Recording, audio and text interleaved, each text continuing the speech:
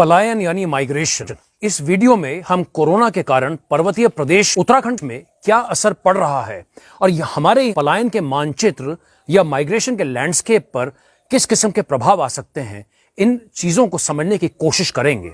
उत्तराखंड के संदर्भ में पलायन सदैव एक संवेदनशील, जमीनी और ज्वलंत मुद्दा रहा है, क्योंकि यह सीधा लोगों की जिंदगी से जुड़ा हुआ है। पहले पढ़ाई के लिए और फिर रोजगार के लिए हजारों लोगों ने पर्वतीय प्रदेश उत्तराखंड से मैदानों की तरफ रुख किया। जैसे जैसे सड़कों का जाल बढ़ा और बिछा, वैसे वैसे पलायन की रफ्तार में तेजी आती गई।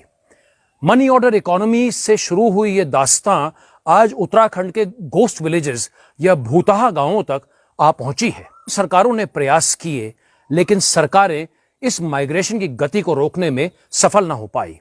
वर्तमान सरकार ने लगभग 2.5 वर्ष पूर्व एक नई पहल करी, पलायन आयोग का गठन किया।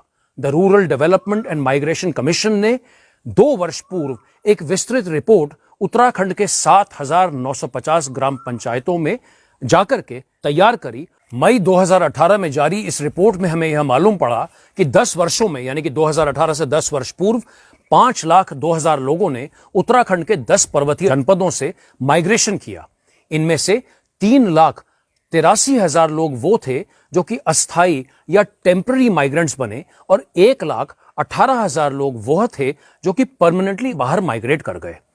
पलायन करने वालों में से 70% लोगों ने उत्तराखंड के अंदर ही माइग्रेशन किया, जबकि 30% लोग प्रदेश के बाहर चले गए। रिपोर्ट में हमें लोगों के पलायन करने के मुख्य कारण भी मालूम पड़े।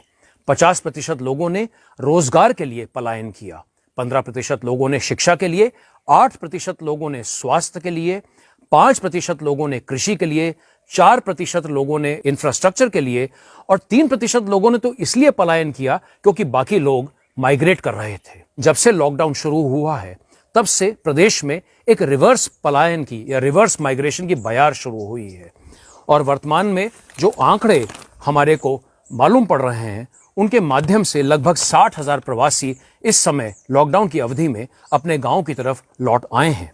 पौड़ी में 12,039, अल्मोड़ा में 9,330, टिहरी में 8,782, चंपावत में 5,707, पिथौरागढ़ में 5,035, नैनीताल में 4,771, उत्तरकाशी में 4,721, रुद्रप्रयाग में 4,247, चमोली में 3,214 और बागेश्वर 1,541। इस तरीके से इन 10 जनपदों में 59,360 लोग लॉकडाउन की अवधि में वापस लौटे हैं।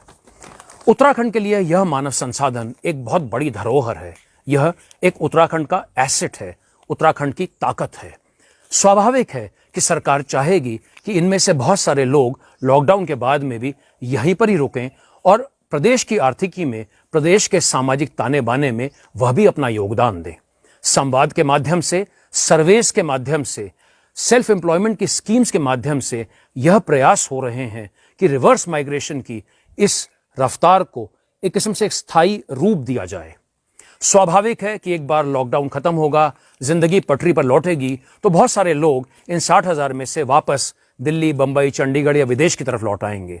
लेकिन कम से कम जो लोग उत्तराखंड प्रदेश में रुकना चाहते हैं, उनकी उम्मीदों को पंख लगे, उनके आने वाला कल बेहतर हो और आने वाले समय में वो बाकी प्रवासी उत्तराखंडियों के लिए एक मिसाल बनकर सामने आए। इन्हीं शुभकामनाओं के साथ इस वीडियो को देखने के लिए ढेर सारा